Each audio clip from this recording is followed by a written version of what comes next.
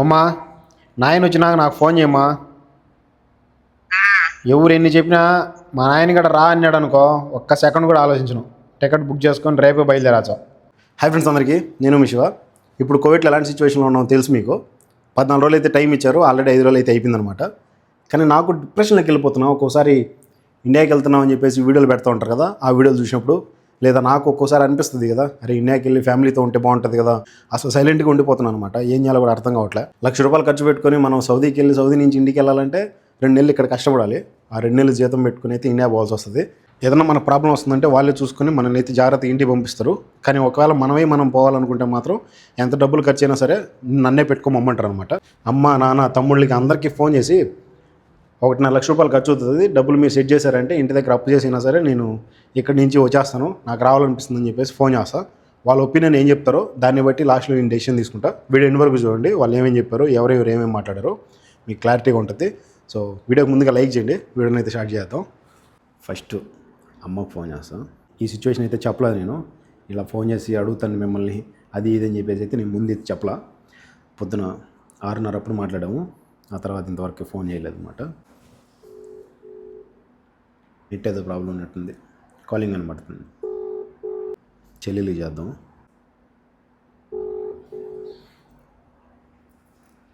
Hello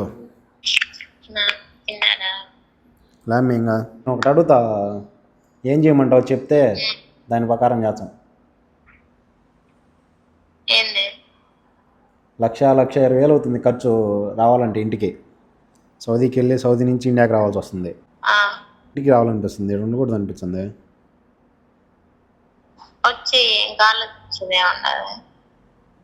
ఇప్పుడు డబ్బులు అంటే ఎట్టా?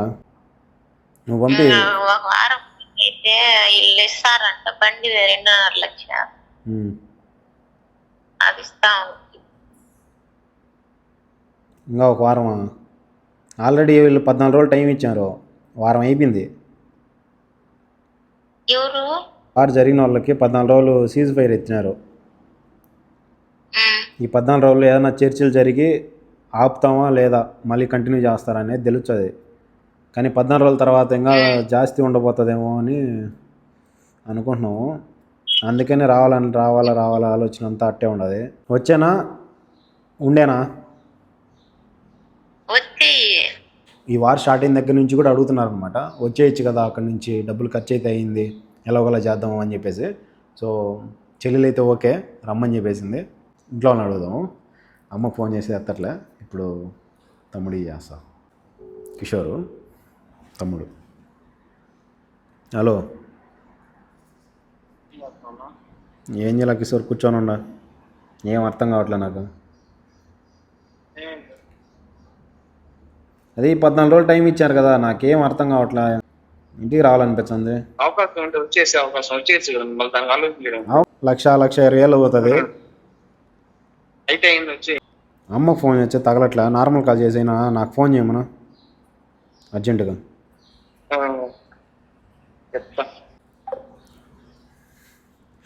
డబ్బుదే ఉన్నది, వచ్చేయి. సిచ్యువేషన్ బాగాలేనప్పుడు నీకు ఎంత ఆలోచించాల్సిన అవసరం ఏమి, ఏదో ఒకటి చేసుకోవచ్చు ఇంటికి వస్తే అనే ఆలోచనతో చెప్పాడనమాట. నాతో పాటు ఉంటాడు కదా, మన క్రికెట్ ఆడాము ఇద్దరం కలిసి. ఆ అన్నకు ఫోన్ చేసి నాకు టికెట్ బుక్ అయిపోయింది, నేను ఇండియాకి వెళ్ళిపోతున్నా అని చెప్పి చెప్తా. ఏమంటాడో చూద్దాము. బ్రో ఎక్కడున్నావు బ్రో?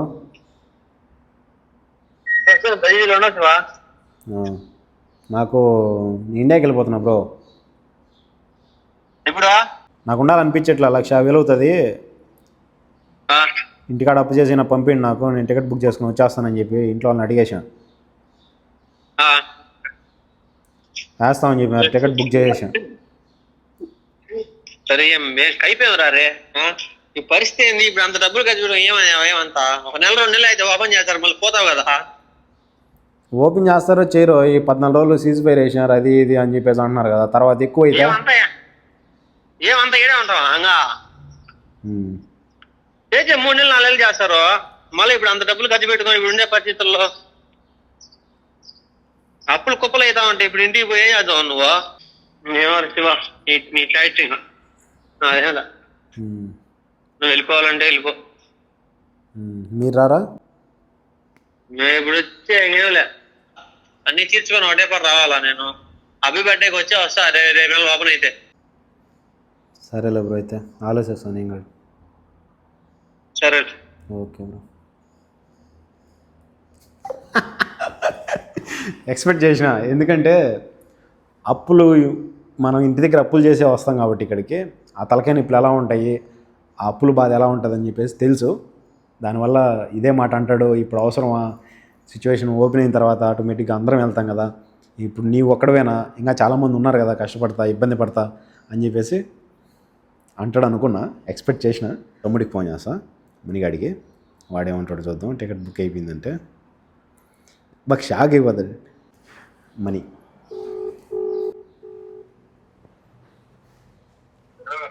తమ్ముడు ఏడనోరా? ఇండియా పోతున్నా తమ్ముడు, టికెట్ బుక్ అయిపోయింది. ఉండాలనిపిలా, పోవాలనిపించింది నాకు. నేను ఇంట్లో వాళ్ళకి ఫోన్ చేసి అడిగిన 1,50,000 డబ్బులు అవుతుంది, నేను ఇంటికి వచ్చేస్తానంటే సరే వచ్చేయి అన్నారు. 20వ తేదీ పోదాం అనుకున్నా తమ్ముడు.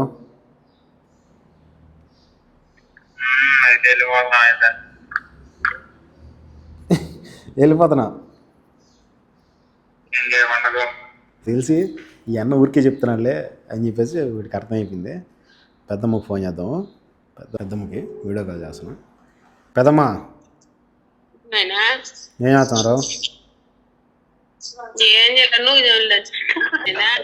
నాకు ఎడుండాలని లేదు పెద్దమ్మా, టికెట్ బుక్ చేసేసుకున్నా. నాకు ఏం అర్థం కావడం, నాకు ఆలోచన వచ్చేస్తుంది ఇంటికాడ, ఇంటికి వచ్చేయాలని. ఏం ఆలోచన నా కొడుకల్లారా మీరా?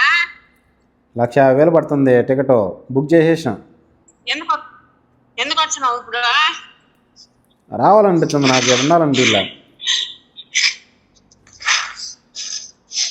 ఏం చెప్తా కదా, నువ్వు 3 లక్షలు అప్పు చేసి పంపి, నేను అమ్మనికి 3 లక్షలు అప్పు చేసి పంపించమని చెప్తా. నలుగురు ఇంటికి వచ్చేస్తాం. సరేలే రండి అయితే. ఊరికే కాదు, నిజంగా చెప్తున్నా. నేను అక్కడ కూర్చొని ఏడుచుకుంటున్నా. నిజంగానే రా, ఏం రండి, ఎప్పుడైతే అవుతుంది దేవుడు ఎట్లా పెట్టా రండి. సరే మనం ఏం చేసామో మీరు ఉండలేకంటే మనం చెప్తాము. మేము ఉండలేకపోతున్నాం అని చెప్పి రమ్మంటున్నారు. చూడు మీరు ఉండలేకంటే కదా, లేకుంటే మీరు సంపాదించండి కదా, ఇంక మా బాకీలు తీసుకునేది. ఇంక మీరే ఉండలేకంటే ఇంక మేము ఏం చేసాము. రండి. సరే టికెట్ బుక్ చేసుకున్నాం అయితే. చేసుకోండి రండి. వీళ్ళకి అంత డబ్బులు ఖర్చు పెట్టుకొని వీళ్ళు రారని వాళ్ళకి తెలుసు. ఇప్పుడు ఫైనల్గా అమ్మకి ఇంకోసారి ఫోన్ చేద్దాము. హలో అమ్మ, నాకు ఎండాలనిపించట్లే, మా ఇంటికి రావాలనిపించిందా? ఏం పని కూడా చేయలేకపోతున్నాం.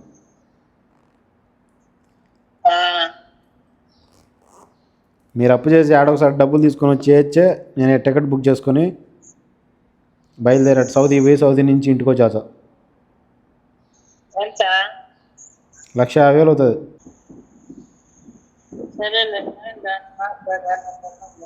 యాడికి పోయినాడు నాయన?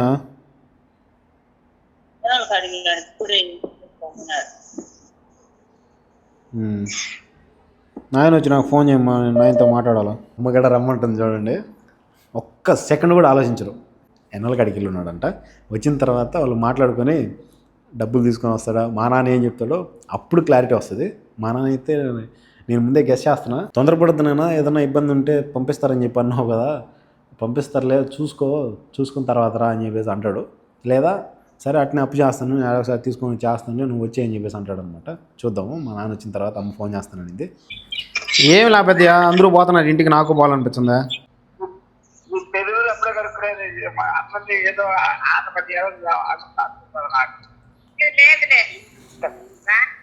ఆట పట్టించేది ఏంది పెద్ద ఆట పట్టించేదా? ఏం ఆట పట్టించాల్సిన అవసరం ఏం పెద్దయా? మరే వేదాంశో, నేను ఇండియాకి వచ్చినారే, డాడీని అడిగి 1,50,000 పంపి. అయితే నా దగ్గర నుంచి ఫోన్ వస్తుంది. నాన్న ఇంటికి వచ్చినట్టున్నాడు.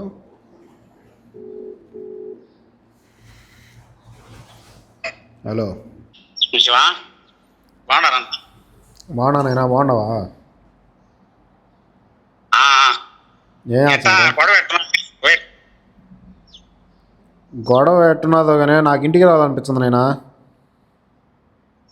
ఇంటికి రావాలనా? ఎప్పుడో చెప్పాల నాయన రామని. నిన్న వచ్చేసి అన్న ఒక అమ్మాయిని చూసి పెళ్లి చేసుకుందాం నాయన మరంటే ఇప్పుడు అలా కాదులే వచ్చా. అదేంటి అది ఇదంటే ఏదో ప్లేట్లు లేవంటే సౌదీ నుంచి రావడానికి ఆప్షన్ ఉన్నది. 1,50,000 ఖర్చు అవుతుంది. అప్పుడే చెప్పాల నేను ఆ సౌదీ నుంచి వచ్చేసి ఉంటే వచ్చి ఏమి ఇబ్బంది ఏమన్నదైనా 1,50,000 ఖర్చు అవుతుంది ఊరికేనా? అయితే ఇంకేం చేద్దామే ఇప్పుడు? పంపించానంటే నేను టికెట్ బుక్ చేసుకుంటా. అయితే ఇంకెత్తనే అట్నే చెయ్య. సరే మనమేమి అదేంటి అదేంటి పెద్దలు చెప్తారు శాస్త్రం. ఎప్పుడు డబ్బు సంపాదన అనుకుంటే మనం మనకు అదే అంటే దేవుడు ఇచ్చేవాడు ఎంతో ఇస్తూ ఉంటాడు, జరుగుతూ ఉంటాయి మన పని మంది. కానీ ఎలకాలం దాన్నే ఉంటాయి అన్న పెళ్ళి పరంగా చేసుకోవద్దాం. ఎప్పుడు చూసినా పెళ్లి చేసుకుందరా అని పిలుచున్నావా? అంటే నేను అనేది అంతే ఊరైనా అడుగుతాను నన్న వచ్చి మరి అర్థమేద్దాం. ప్రతి ఒక్కరు అడుగుతున్నారు. వచ్చి 50 అవుతుందన్నా. సరేలే అయితే ఇక్కడ ఎప్పటికి పంపించాలా? ఎటు పంపించాలి? నువ్వు తీసుకొని ఫోన్ చేస్తే నేను ఆడెవరికో ఒకరికి ఇచ్చానని నేను ఎడ్తనార్లకు మార్చుకుంటా, వాళ్ళకి ఫోన్పే చేయించి. నేను అడిగి తీసుకొని ఆలోచన మళ్ళీ మీకు ఫోన్ చేస్తా. సరే కనుక్కొని పెద్ద ఏ విషయం నాకు ఫోన్ చేయండి. అయితే టికెట్ రేట్ ఎంత అదే కనుక్కుంటా. సరే నేను అంటే మా నాన్న ఎప్పుడో చెప్పాడు స్టార్టింగ్లోనే, వచ్చి పెళ్లి చేసుకుందు, ఇప్పుడు ఇంకా ఆ సిచ్యువేషన్ బాగాలేదు కదా, ఎందుకు ఇంకా అక్కడ ఉండవు అని చెప్పేసి. లాస్ట్ ఇయర్ నేను ఇంటికి వెళ్ళినప్పుడు కూడా చెప్పాడు, పెళ్లి చేసుకొని కొద్ది రోజులు ఉండేసి తర్వాత కోవిడ్కి అని చెప్పేసి. ఇప్పుడున్న సిచ్యువేషన్లో పిల్లలు దొరకట్లే, అది ఇక కోవిడ్ వాళ్ళకి అసలే పిల్లల్ని ఇట్లా అని చెప్పేసి మా నాన్న పదే చెప్తూ ఉంటాడు అనమాట. అందుకనే నేనే నా నోట్లోంచి ఎప్పుడెప్పుడు వస్తాను ఇంటికి అని చెప్పేసి అని ఎదురు చూస్తున్నాడు. చెప్పిన వెంటనే వచ్చి అంత డబ్బులన్నా ఖర్చు అవని వచ్చి పెళ్లి చేసుకుందురా అంటున్నాడు. పెళ్లి చేసుకో ఇదే ఆలోచనతో ఉన్నాడు అనమాట. నేను వెళ్తే ఇప్పుడు అలా పెళ్లి చేసుకోను, నాకు పెళ్లి చేసుకుని చూస్తా అంటే భయం వేస్తుంది అనమాట. ఏం ఆచనవా? బాగున్నావా? ఏం బాగువా? నాకు ఇంటికి రావాలనిపించిందా? ఏదో అంటున్నారు, నాకేం అర్థం కావట్లే, భయం వేస్తుంది.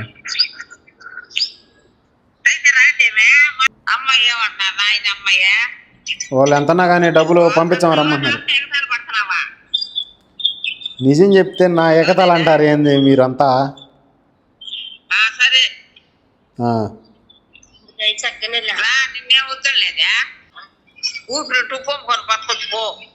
సరే వచ్చాచా ఉప్పు అమ్ముకుందాం ఇద్దరం.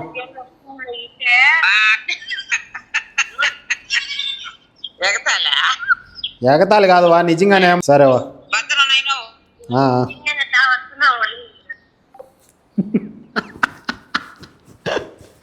మా అమ్మమ్మ ఊపిరింటూ ఉప్పు అమ్ముకనైనా బతకచ్చు రా అంటుంది.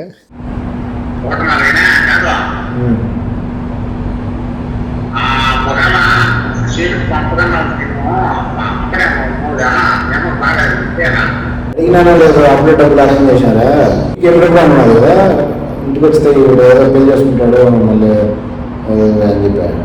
నైనా ఎవరికి లేని ఇబ్బందులు నాక, నేను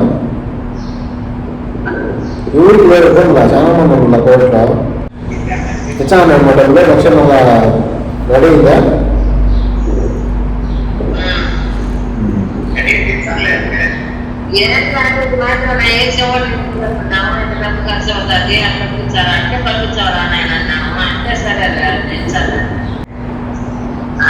మనం రమ్మన్నాము, అంత డబ్బులు పెట్టుకున్నాను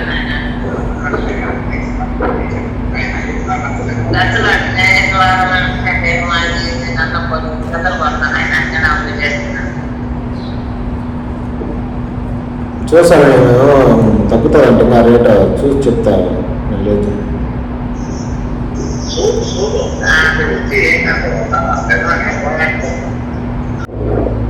సరే నాకు ఇంటికి అనిపిస్తుందని చెప్పి అమౌంట్ గురించి అడిగి కరెక్ట్గా 1 గంట దాట్లా అమౌంట్ అరేంజ్ చేసి ఇంటికి వచ్చి డబ్బులు నేను అరేంజ్ చేశాను అని చెప్పేసి ఫోన్ చేశాను ఆయన. నాకు ఇప్పుడు అనిపిస్తుంది నిజంగా పోదామని చెప్పేసి టికెట్ బుక్ చేసుకుని, కానీ అంత రేటు పెట్టుకోవాలంటే కొంచెం కష్టంగా ఉంటుంది. కోవిడ్లో కూడా అది ఇప్పుడున్న సిచ్యువేషన్ అయితే పంపిరు. కొద్ది రోజులు చూసుకొని కువైట్ ఎయిర్వేస్ అంతా ఓపెన్ అయిన తర్వాత, అదే కువైట్లో ఎయిర్పోర్ట్ ఓపెన్ అయిన తర్వాత మంచిగా అడిగి నిదానంగా చెప్పుకొని వెళ్ళిపోతా.